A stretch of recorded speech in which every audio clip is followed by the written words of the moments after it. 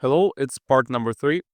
At this stage, all pipe connections are completed, the system is assembled in the ground, and now we move to the next critical steps: valve boxes, wiring, and drip zones.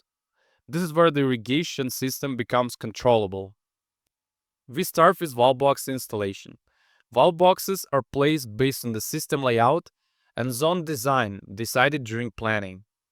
Valve assemblies use O-rings fittings for clean, serviceable connections. This makes life easier and provides better access for service later. Under every valve box, we install landscape fabric.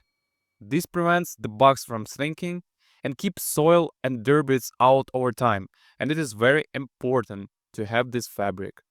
For standard sprinkle zones, we use Hunter PGE 1 inch.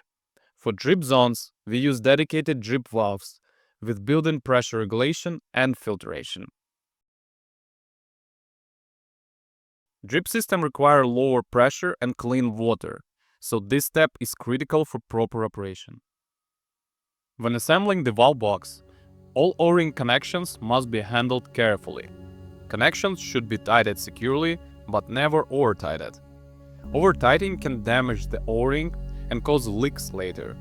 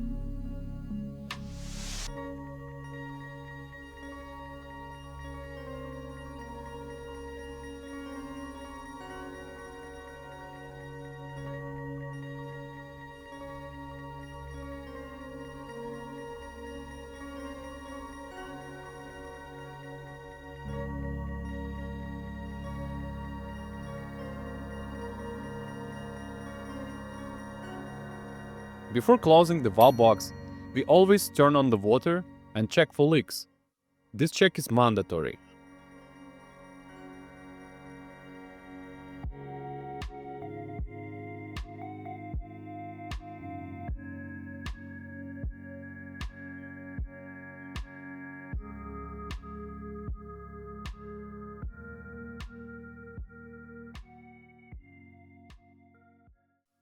Next step, we move to wiring. We use 18-gauge multi-conductor irrigation wire, designed specifically for underground sprinkler systems. Each solenoid wire is connected according to the assigned zone color.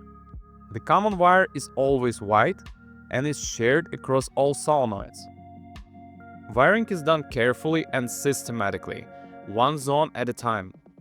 Clean wire organization inside the valve box makes troubleshooting much easier in the future. All wire connections are made using waterproof wire connectors. Moisture is one of the biggest threats for irrigation wiring. Proper waterproof connections prevent shorts, failures, and unnecessary service calls later. If a splice box is required, it must be installed correctly.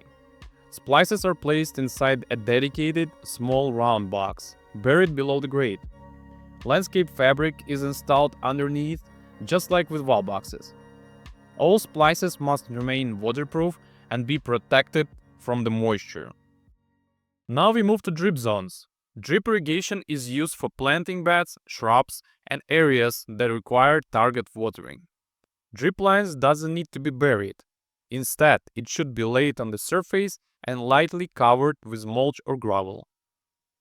Each drip zone must include a pressure-regulated valve, filtration, and the eco indicator. The eco indicator allows us to visually confirm the zone is operating, verify flow during blowouts, and quickly identify issues. Drip systems also use their own connectors and fittings designed specifically for drip line. At this point, valve boxes are installed and leveled, wiring is connected and organized, drip zones are set up correctly.